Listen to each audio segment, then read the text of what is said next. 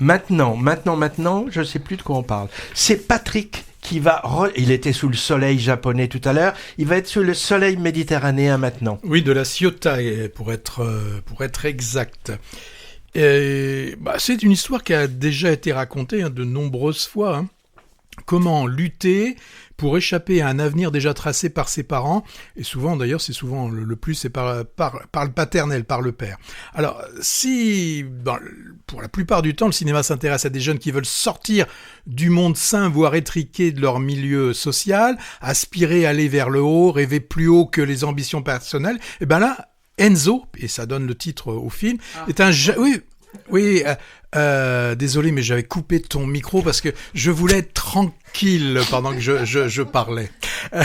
Alors donc on a Enzo, un jeune garçon de 16 ans. Il vit dans une luxueuse maison qui surplombe la Méditerranée, donc je l'ai dit, vers la Ciotat. Alors ses parents, c'est plutôt classe socio-professionnelle plus. Le père est un prof de maths, enfin pas un prof de collège, mais un de ceux qui encadrent des doctorants. Elle a déjà, elle le dit, elle n'ose pas le dire, mais elle a un salaire plus élevé. C'est une ingénieure en quoi, on ne sait pas exactement. Et on a le frère aîné qui devrait bientôt suivre de grandes études. Lui, Enzo, c'est plutôt ceux qu'on appelle des décrocheurs. Ça, c'est ce que dit son père, même si sa mère n'aime pas trop le mot. Et donc, il est dans un CFA, un centre de formation des apprentis, et sa spécialité, c'est la maçonnerie. Il n'y a pas de saut-métier, mais quand même, le père ouvert est prêt à tout pour que son fils puisse s'exprimer différemment. Pourquoi pas dans les beaux-arts, puisqu'il dessine bien. Mais Enzo, il ne sait pas bien ce qu'il veut. Il dit que la maison n'est pas la sienne, qu'il ne fait pas partie de cette famille. Enzo, en fait, il s'interroge sur l'empreinte qu'il pourrait laisser dans ce monde. Il dit, construire une maison, ça laisse des traces. Alors, qu'enseigner des maths.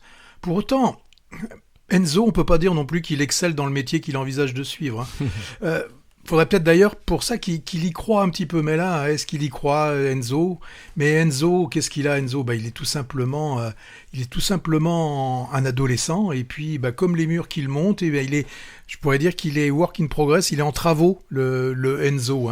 Alors, le paradoxe de l'adolescent, à l'extérieur, dans le monde des ouvriers, certains lui ont posé la question, mais qu'est-ce que tu fiches là avec nous ? Nous, dans ta situation, c'est sûr qu'on ferait pas ce métier. Nous, on est obligés de le faire. Pas toi.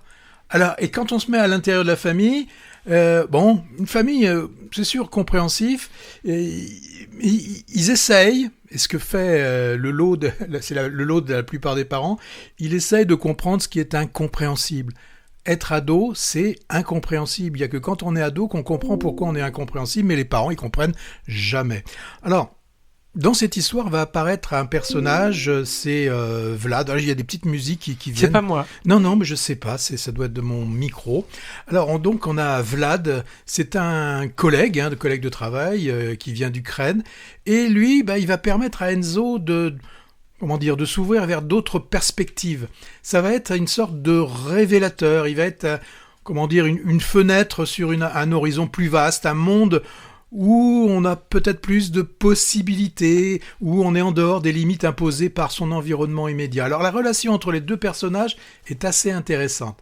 Vlad, j'en dis pas plus, mais devra être ferme à certains moments face à un Enzo qui est en recherche affective, peut-être même certainement plus. Alors, le film, je l'ai pas dit, a été réalisé... Alors, au début, si vous voyez le générique, c'est marqué « Un film de Laurent Cantet réalisé par... j'ai plus son prénom. Robert Campillo. Robert Campillo. Alors, moi j'ai trouvé des choses intéressantes dans leur mise en scène. On a par exemple cette ambiance de chantier, avec cette atmosphère bruyante, bruyante, et aussi les interactions sont assez brutales dans ce lieu très vivant qui est en fort contraste avec, alors je vais pas dire un espace confiné, parce que là on est sur des belles terrasses, mais il y a quand même cette ambiance un peu confinée et austère, ensoleillée quand même, mais de cette villa familiale. Alors, on a aussi ce qui est intéressant, je trouve, les paysages. qui sont filmés. Ça sert un peu de miroir à l'évolution d'Enzo. Ça nous amplifie. Je dis rien non plus sur le film, mais on sent il a des moments de doute, il a des moments de révolte, il a des moments aussi de découverte. Une très très belle photographie qui sait capturer cette lumière crue du sud de la France, et puis aussi, je le redis, cette vie au quotidien des ouvriers, et là on peut le dire actuellement, nous dans cette période de canicule qui commence, moi j'ai trouvé que cette approche était vraiment intéressante. Ce film aussi met en évidence, s'il en était encore besoin, que les interrogations, les aspirations d'un adolescent dépassent souvent les frontières culturelles et économiques. Là. C'est bien dit dans le film. Cet ado, je l'ai dit en construction, il est pas bien, il est malheureux, mais c'est pas son environnement familial qui fait ça. Ça pourrait être un peu n'importe où qu'il soit là. Alors, au niveau de l'interprétation, moi je trouve que en tant que spectateur, on est assez gâté. Alors le jeune, il a un jeu vraiment très subtil, très très intelligent.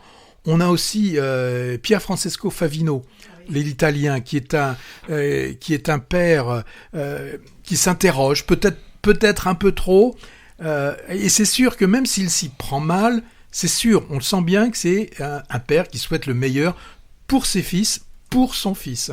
On a aussi la mère, Élodie Bouchez, plus en retrait, mais je trouve qu'elle joue merveilleusement cette mère attentive qui donne une impression d'être moins impliquée, mais qui l'est, hein, bien évidemment. On a peut-être quelques faiblesses narratives dans la relation Enzo et Vlad, parce qu'il y a des choses...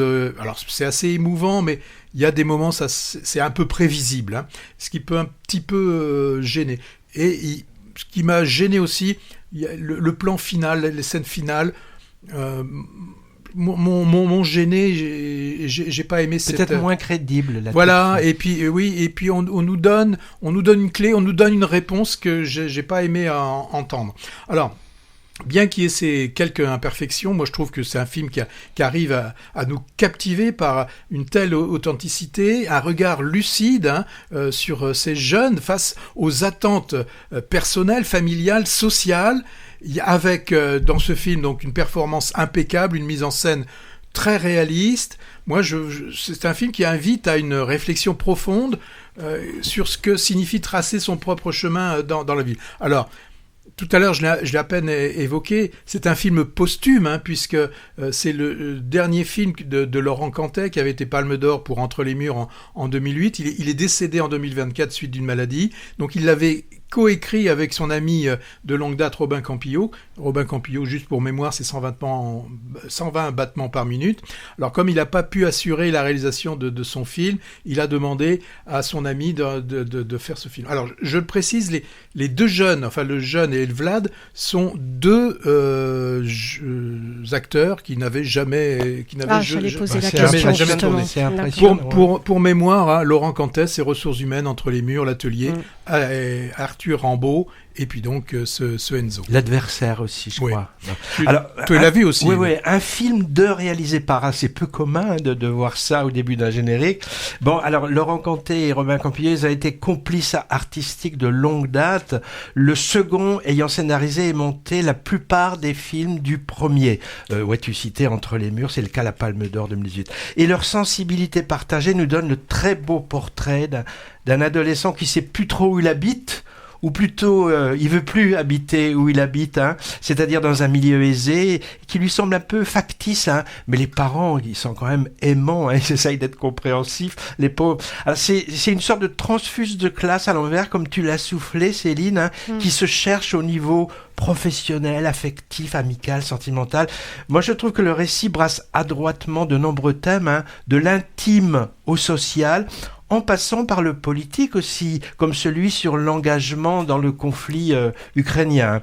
Le réalisateur prend son temps de filmer des ouvriers au travail. C'est pas si commun dans le cinéma contemporain français, qui s'intéresse en général davantage au métier des CSP+, aux activités intellectuelles ou artistiques plutôt que manuelles.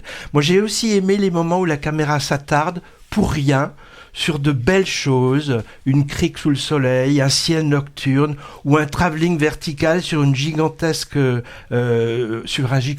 pan de roche. Ça fait pas avancer le récit, mais ça lui offre des respirations. Tous les acteurs sont magnifiques. Alors le grand Pier Francesco Favino, je savais pas qu'il était francophone, il parle très bien français. Elodie Bouchez, ils sont impériaux en parents désorientés. Je donne son nom du jeune à Eloï Pohou, il s'appelle, en Enzo insondable et émouvant, et Maxime Slivinski en Vlad, le camarade maçon ukrainien que j'ai trouvé magnétique.